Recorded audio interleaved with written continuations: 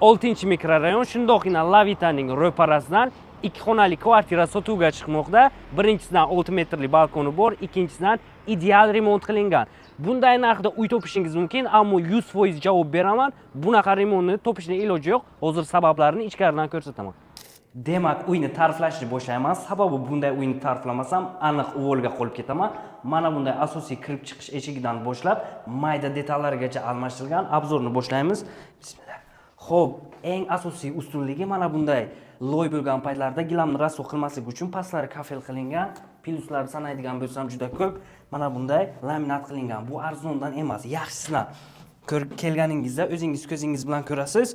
Bu esa uyning birinchi xonasi, ya'ni yotoqxona qismi. Pastlari gilamlar to'shalgan, mo'ysha aboylar qilingan. Pardalarigacha qoladi. 60 metr kvadratdan iborat. Plyus minusni hisobga olganda kadastr hujjatlarida 60 kvadrat.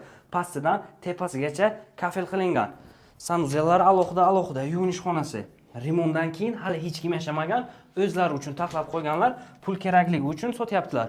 Xo'p, bu esa uyning mehmonlari uchun zal qismi. Gilamlariga e'tibor bering. To'g'risini aytsam, oyoqlarim anglamayapti. Qaysi biri ko'rpacha, qaysi biri gilam. Ko'rpachada yurayotgandek bo'lyapman.